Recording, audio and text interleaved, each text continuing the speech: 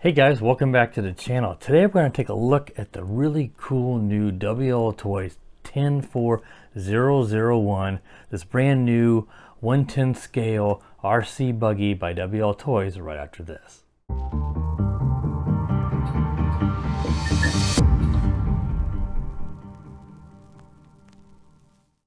Alright guys, so let's go ahead and take a closer look at the car and then we'll get it outside for that drive review. Now, I'm not going to really go over the box because sometimes I often do, but there's not much to really tell you on this box. I do mention that it goes over 45 kilometers per hour. Now, this is a buggy that a lot of people are going to be upgrading to brushless.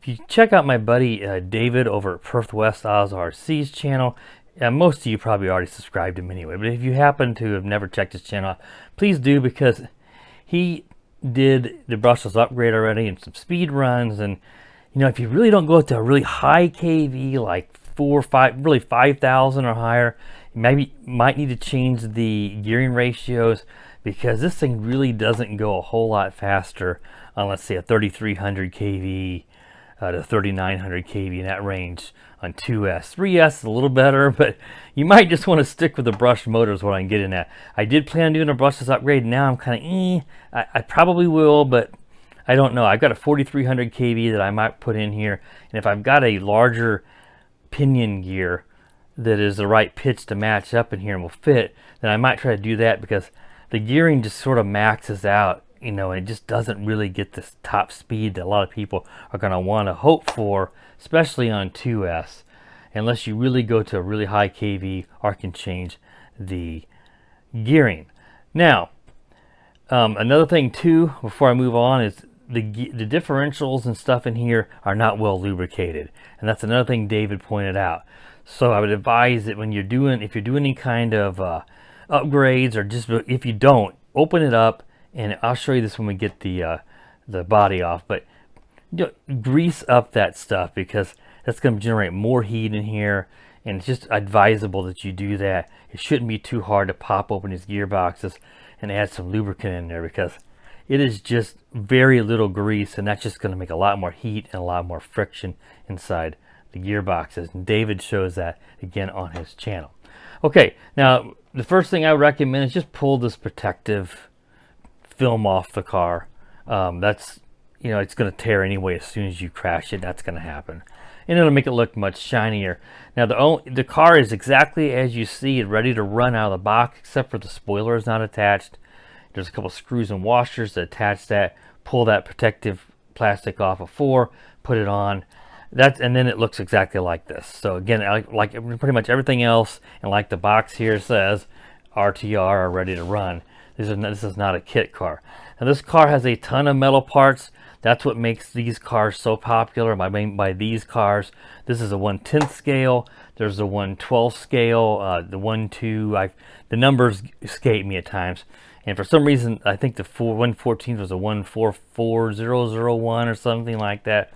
They've run the first two digits is the size, the 14, the 12, and now the 10. And they've just gotten bigger, stretched it, make them longer, and they all have a bunch of metal parts, and that's really good in terms of durability. The metal might bend, but it's not likely to break, and it seems they're reasonably well built. Now, if you do want to do the brushless upgrade, David said that these are super glued again, instead of using like blue Loctite or something like that. I guess they figured they save a little more money if they use super glue, and that means you have to heat it, and it's just harder to get the screws out. So also keep that in mind.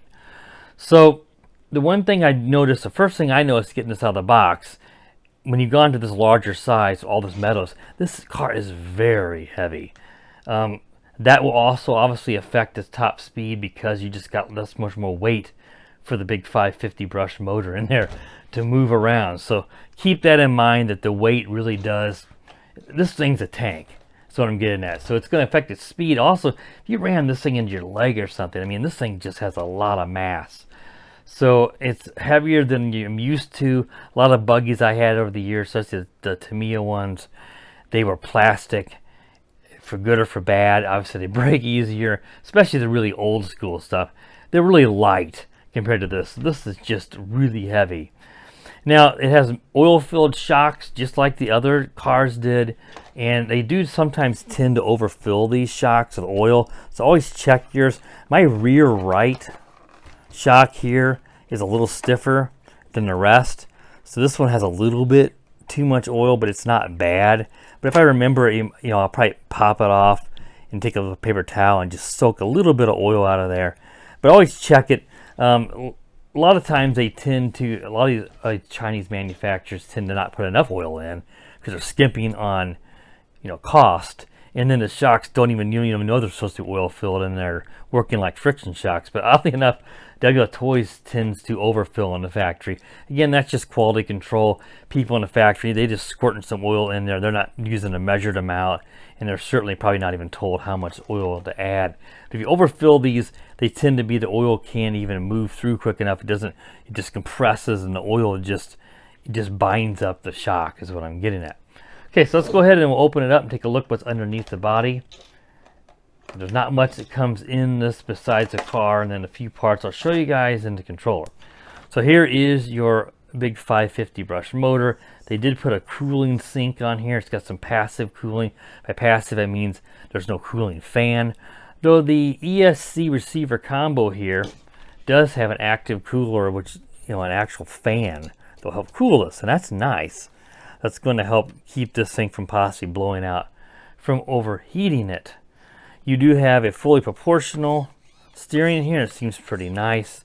Here is your steering servo. Now this is a 5-wire, so if you do a brushless upgrade, you're going to need to replace this and go with the 3-wire that would go into your standard TX-RX system. So keep that in mind. You're not going to be able to use this 5-wire servo. Again, tons of metal parts. You can see the metal drive shaft in here. Some of the chassis here is plastic, but the pan below here of the chassis is metal down here on the bottom. You got your Velcro in here to your 2S LiPo. Let's see here on this one what the actual information is. 7.4 volt. Let's make sure that this focuses in. 2200 milliamp on this little 2S LiPo using a Dean's plug on this. But yeah, I mean, there's not a whole lot to go over on this. It's pretty standard, very similar to the other cars, just larger. These tires, you know, they feel decent, pretty soft compound. And one thing David's pointed out to me several times, we talk an awful lot. These really wear off, the knobs on these rear tires. These look like some spikes for going off-road on dirt, or maybe if you're indoor on carpet or something. If you run this a lot on the road, these are going to go bald. Reminds me of the compound you saw on those older Tamiya cars, which I would get them and ride them on the street, and then before long you ended up with slicks because they're just not made to be on the road. You see you got your metal dog bones. It's going to have full ball bearings, all the stuff you expect to see in an RC car. You got these little bullet connectors on the brushed motor, which takes me back to the old Tamiya stuff, which connected using the similar ones. So pretty basic on the stuff we'll go over in the car. Pretty much what you'd expect. Again, just very heavy. You've got your pinion and your spur and all this in here, and your gearing. You'll drive to both your front and your rear gearboxes. And then here is your standard WLTOYS controller, just the same one they use on almost all their RC cars. Your throttle dual rates here, that's what it says. Your steering trim. And then you've got your on and off switch, and you've got this maybe like bind and your little button here for selecting channels or something. I don't know what that is. It's something to do with just getting it connected. Got a foam grip. It's going to use 4 AA batteries, so pretty basic. These are decent. They're not great, but they're far from the worst I've seen, and the foam grip is relatively comfortable. And then you've got your instruction manual that comes in this plastic bag here, along with a little 2-cell or 2S balance charging charger off USB, so it's going to be really slow. You get a Phillips screwdriver, a little 4-way hex wrench for like removing your wheels, and they give you some extra little connecting the little things you snap on the ball here. I'm bad with remembering the names of some of these parts from all the years I do it, but they give you some of those in case you'd break them, because these are the kind of things that you're going to break the easiest on these cars. So yeah, that pretty much covers everything in terms of just the table view in a general oversense. If you want to see a complete breakdown of this car down to every single part, if you plan on taking it apart and rebuilding it to make sure it's done right, because besides just the grease and stuff in the gearbox, it's good to get an idea how to tear down a vehicle and put it back together. That's why I like the kit cars and building them years ago. When you build it, you knew how it went together. They do have an exploded view here. You know, it's more than just exploded view. They do have an assembly of this, and that is helpful. But if you want to check, I think it was CJ's his name. I don't know him too well, but it seems like a pretty nice guy over at my RC channel. He did a couple of videos, I think maybe in a 2-part, where he actually tore this down to the very bits. They're long videos because you have to when you're going to film something like that. But that's something I would recommend checking out if you want to know how to tear this down to the very basic pieces and be able to reassemble it and do it right and just be able to repair something. Okay guys, so that wraps up the table review on the 1040001 or 104001, as I like to say. So let's head outside now for that drive review. Alright guys, so let's take the 104001 now for a test drive here in my backyard. Apologize with a bit of noise, we got some mowers going and stuff, but it should be able to hear me just fine. So we'll take it out here. I've got a lot of dirt here in my backyard still at my new house, so this would be really good to drive this car around. Get a little bit dirty, of course, but you know, as I mentioned in the table review, these tires are pretty soft compound, so it'll be really good for the dirt, but boy, you'll wear them off quick if you drive these on a street a whole lot. So let's go ahead and just put it down and we'll see how this does. Now, this will be completely a stock run, so I've got, you know, I've done no brushless upgrades. I didn't even grease the gears. It's exactly as it would be for any one of you right out of the box. Drop it down there and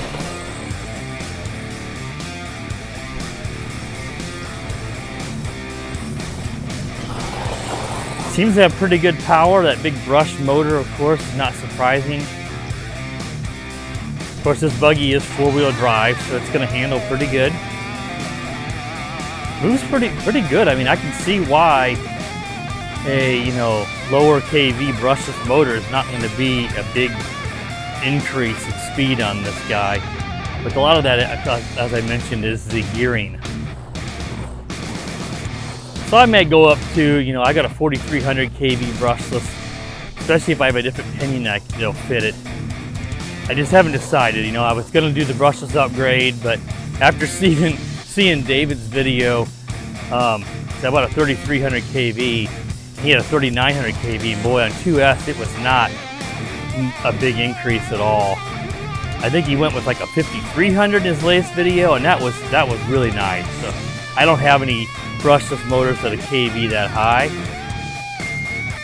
so I don't know. I might just save the brushless, keep this brushed, because I've got a I'd like to get a Tamiya. I'd like to get like a Monster Beetle or something like that, and then maybe put a lower, like a 3300 kV brushless in that with the 2S you know, lithium ion or LiPo pack. I've got some LiPo packs around and that would fit into that car, and I think that would probably be fine for that buggy. I think so. So I might be doing that. So if you guys stick around to the channel, if I get one of those Monster Beetles, it would probably be sometime in the next, 6 to 8 weeks. I might pick one of those up, and I might put that brushless kit into that and then run it on a 2S LiPo. I think 3S would be too much for that Tamiya, and you know, you always risk stripping out those gears in those cars. One of the first brushless upgrades I did was my Tamiya Durga, and when I went to, the tires ballooned on it, but I went to 3S, it was going a good 50 miles an hour, and it it did something. Gears melted. You know, they're all nylon, plastic type gears in there, and very fine pitch, and it did something to them. Anyway, enough about that. Back to this car. This great. This handles great. It's exactly what you expect. And the big brush motor's got a ton of power. It's got good acceleration. Getting really dusty back here. That's something we should do here, is just see how it goes in some of the grass. What kind of power. Not bad. It just seems to really, means he weighted pretty nicely. Like it's rather stable. That's good. And I'm always a fan of the metal or aluminum or alloy parts. But boy, all this really does add a lot of weight. It weighs more than the plastic. The benefit, of course, is you might bend it. You're highly unlikely to break it. Plastic, of course, is going to snap and break. It, of course, has some bend to it as well. But that extra weight, this thing is a beast in terms of, it's shocking how much this thing weighs. I'm just shocked. That's a pretty nice feel out. And that's going to affect its top speed as well. It's just, that's a lot of weight to move for a brushed or brushless motor. So keep that in mind. Like I said, if you want to check out David's channel, be sure to. He's got a lot of videos on this car. You go up over 5,000 kV, especially on 3S, and this thing hauls butt, as it should. All right, I think it moves pretty nice on the big brush motor. And these brush motors, you know, break it in some. Obviously, I'm not doing the ideal break-in on a brush motor. Just taking it out and hauling butt here. Ideally, you'd put the thing on a low RPM, break the motor in, and they will last a little longer. But these are very inexpensive.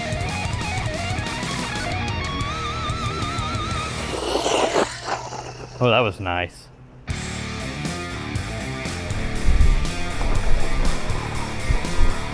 Going up a lot of dust. Even though it's four-wheel drive, we can still get some donuts going on it.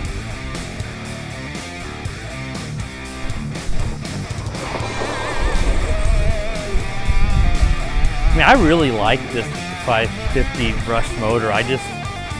The more I'm driving this now, and after seeing David's video and topped out on top of a dirt clod. After seeing a few other people's videos, I'm getting to think I'm just going to stick with this motor. I really say, hey, this would be a great candidate for a brushless upgrade, and it is.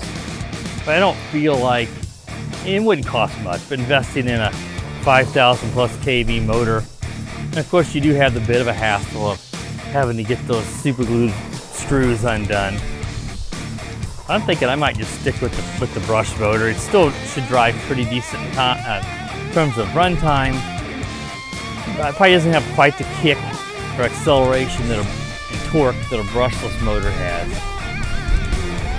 But this is fine for me, and this is what we grew up with. You know, we always had with brush motors. So I think I'm just going to keep it like this, and maybe keep that brushless kit for maybe a build, a Tamiya build, or I wouldn't mind even getting some Kyosho. Those are another classic brand. Something like that, you know, along the line. I'm glad to see the Kyoshos are still around. You know, the longest time I didn't even see them I didn't see them that often, you know. But something happened here. I don't know what happened. It just croaked on me. I don't know. I don't know if the battery ran low, that'd be pretty low run time. But usually you'll get a pretty, you know, it'll slow down. So it may have gotten too hot. I'm gonna turn it off. You can really feel the heat coming off this guy. Well, if something happened, then that may give me a reason to do a brushless upgrade on it. Let me see if I turn it back on now. I mean, it's really dusty. But yeah, it's pretty warm in here, but I could see let's turn it on here. Now it's going. It may have gotten too warm. I don't know. I've had other cars do this before. Some of them, they will have a thermal cutoff if it gets too warm. and that could be what it was. First I thought maybe something got jammed up in there, but yeah, I don't know, it just probably cut off from a little bit too warm, a safety precaution. Like I said, I've seen that before. These big brush motors, they do put out a lot of heat, but then so do the brushless. That cooling fan, passive cooling on there does help, but ideally I think a cooling fan on that big motor would be the best. So yeah, keep that in mind. You run this thing really hard like I was for a while, you could get a thermal cutoff, and I believe that's what happened. Okay guys, that wraps up the full review of the brand new WLTOYS 104001, this big 110 scale, mostly metal.